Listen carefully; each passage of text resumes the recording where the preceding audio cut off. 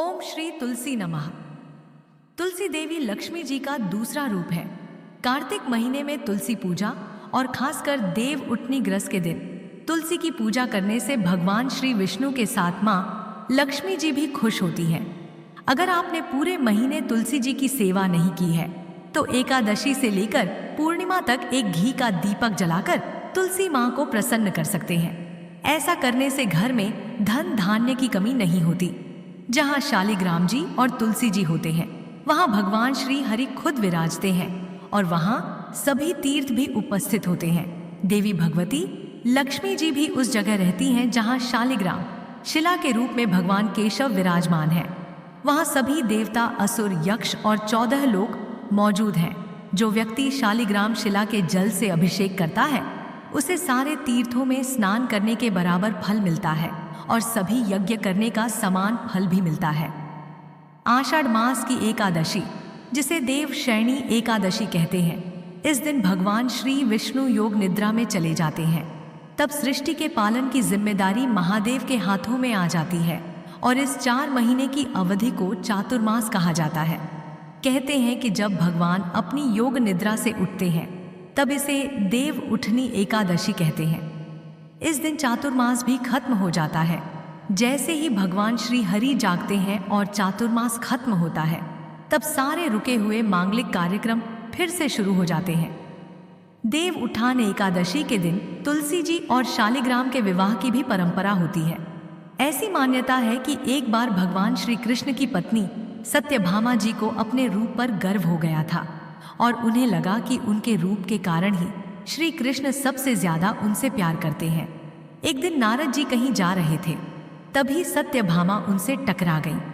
उन्होंने नारद जी से कहा कि वो उन्हें आशीर्वाद दें कि अगले जन्म में भी भगवान श्री कृष्ण ही उनके पति बने।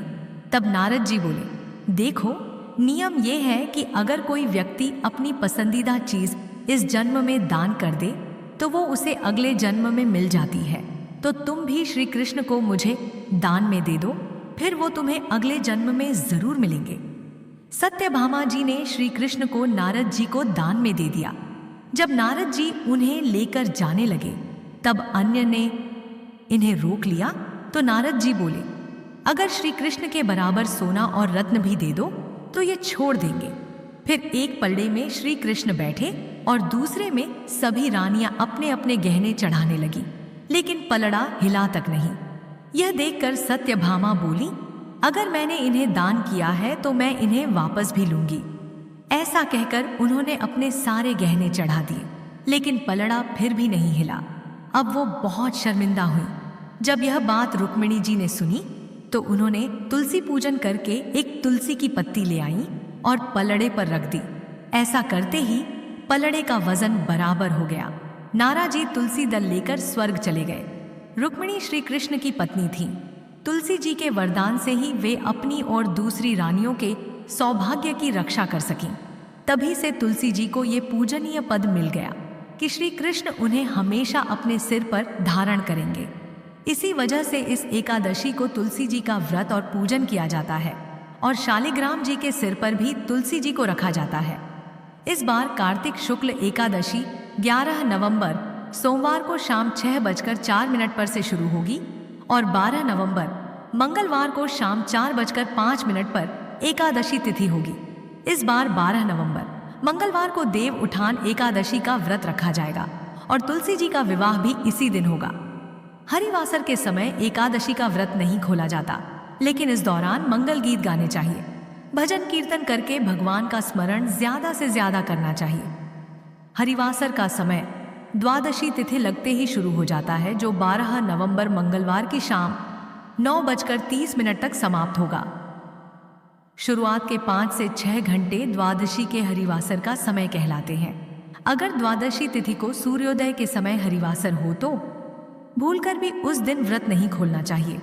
एकादशी का व्रत 13 अक्टूबर बुधवार को सुबह 6:43 से 8:51 के बीच खोला जाएगा।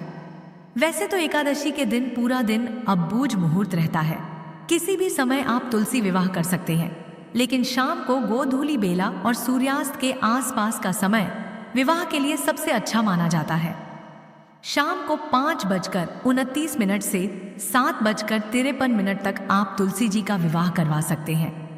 व्रत करने वाले भक्तों को चाव या चावल से बनी किसी भी चीज का सेवन नहीं करना चाहिए और इस दिन दान भी नहीं करना चाहिए।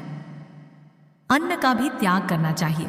अगर हो सके तो फलाहार करके यह व्रत रखना चाहिए और नमक से बचना चाहिए।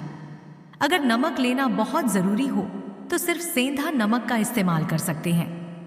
पारण करने से पहले भगवान विष्णु को मौसमी फल जैसे सिंघाड़ा, गन्ना, मूली, बेर, आंवला और तुलसी पत्ती का भोग लगाएं। फिर उसी को अगले दिन प्रसाद के रूप में लेकर व्रत का पारण करें। तुलसी जी का विवाह शालिग्राम भगवान जी से कराने के लिए आप तुलसी जी और शालिग्राम जी को वरधू के रूप में सजाएं और फिर कोई भी पुरुष सदस्य शालिग्राम जी को अपनी गोद में ले। तुलसी जी के चारों ओर 7 बार परिक्रमा करवाएं। इस तरह से शादी कराई जाती है और शादी तो धूमधाम से होनी चाहिए। देव उठान एकादशी के दिन शाम के वक्त भगवान विष्णु का खास पूजन होता है, जिसमें भगवान विष्णु को खास तरीके से उठाया जाता है। देव उठान एकादशी के दिन सुबह की पूजा करने के बाद दोपहर में एक ओखली में गेरू से चित्र बनाकर फल, मिठाई, बेर, सिंघाड़े, रतु फल और गन्ना उस जगह रख दीजिए। फिर उसे डलिया से ढक देना चाहिए। अगर आपके पास ओखली नहीं है तो आप जमीन पर भी गेरू से चित्र बना सकते हैं। गेरू से लीपकर उसके ऊपर आटे से चौक पूर कर लो या कोई आकृति बना लो। फिर उस पर एक दिया रख दो। दिया रखने के बाद उसमें फल, मिठाई, सिंघाड़े, रतु फल, गन्ना आदि एक थाल में सजा दो। ऊपर से किसी परात या डलिया से ढक दो। फिर रात में घर के बाहर पूजा स्थल पर दीप जलाना चाहिए। रात की पूजा करने के बाद जहां आपने सूप से डलिया में जो सामग्री रखी है वहां एक दिया जलाना है।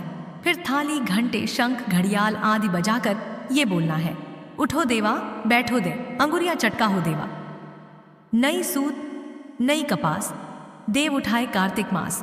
अगर आपको पूरा गाना याद है तो आप पूरा गा सकते हैं, नहीं तो ये लाइनें भी गा सकते हैं। माना जाता है कि इस विधि से भगवान विष्णु नींद से जाग जाते हैं। इसके बाद भगवान विष्णु सबसे पहले किसी की इच्छा पूरी करते हैं तो वो तुलसी माता होती हैं। इसलिए खास तौर पर देव उठान एकादशी के दिन तुलसी माता का पूजन जरूर करें। जो लोग तुलसी विवाह नहीं कर पा रहे हैं, अगर आपके आसपास कहीं तुलसी जी का विवाह हो रहा हो तो आप वहां जरूर शामिल होए। इस दिन आप खास तौर पर तुलसी जी को 16 श्रृंगार की सामग्री अर्पित करें। देव उठाने एकादशी के दिन सकारात्मक शक्तियां बहुत प्रबल होती हैं। इस दिन अगर कोई उपाय सच्चे मन से किया जाए तो वो जरूर फलित होता है। अगर विवाह के इच्छुक लोगों का किसी कारण से विवाह नहीं हो पा रहा है तो आपको इस दिन भगवान विष्णु की पूजा करते समय उन्हें केसर, पीला चंदन और हल्दी का तिलक लगाकर 5 पीले पुष्प अर्पित करने चाहिए। सच्चे मन से ये उपाय करें और अपनी मनोकामना पूर्ति के लिए प्रार्थना करें तो आपकी मनोकामना भगवान विष्णु की कृपा से जल्दी पूरी होगी। तामसिक चीजों का सेवन इस दिन नहीं करना चाहिए। देव उठान एकादशी पर भूलकर भी नहीं। इस दिन आप अपनी क्षमता के अनुसार जरूरतमंद लोगों को सामान, मौसमी कपड़े या फल का दान कर सकते हैं। ये थी आज की वीडियो। उम्मीद है आपको पसंद आई होगी।